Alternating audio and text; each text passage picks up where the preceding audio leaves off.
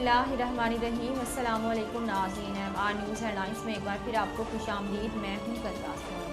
Ukraine के शहर के जोहरी प्लांट पर रूस की शेलिंग से जोहरा प्लांट की इमारत में आग भड़क उठी। मेयर ने जोहरी प्लांट पर शेलिंग से इमारत में आग लगने की तस्दीक करते हुए कहा कि यूक्रेन के सबसे बड़े जोहरी प्लांट में जोहरी खतरा पैदा हो गया। मेयर का मजीद कहना है कि रूसी टैंक शहर में दाखिल हो गए हैं और रूसी हमले में हलाकतें भी हुई हैं।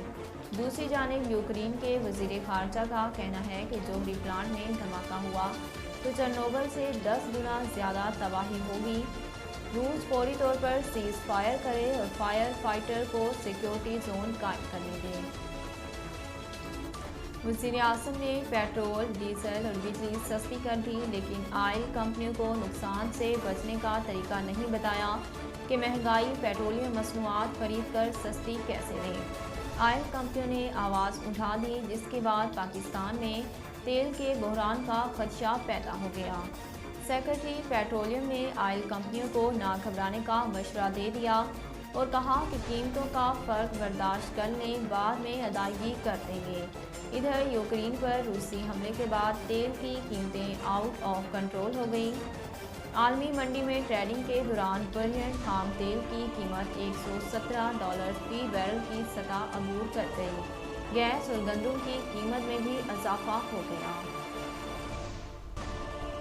नाशपाती घी की कीमतों में 20 रुपये फी किलो इजाफा हो गया। 1 किलो बनास्पति घी की कीमत 20 रुपये के इजाफे के बाद 450 रुपये से बढ़कर 470 रुपये किलो हो गई।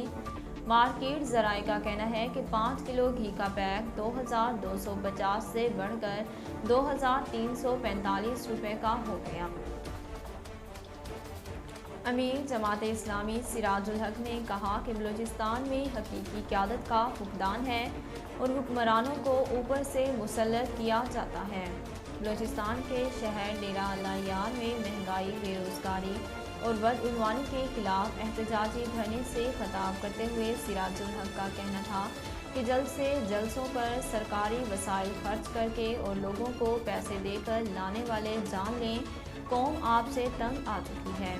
उन्होंने पीका ऑर्डिनेंस को मुस्तरद करते हुए कहा कि जमात इस्लामी सहाफ़ियों की जदोजहद में उनके साथ खड़ी है। हुक्मरान मीडिया को दबाने के लिए हथकंडे इस्तेमाल कर रहे हैं। नाज़रीन, अब तक के लिए इतना ही। मज़ीद खबरों और अपडेट के लिए देखते रहिए MR न्यूज़।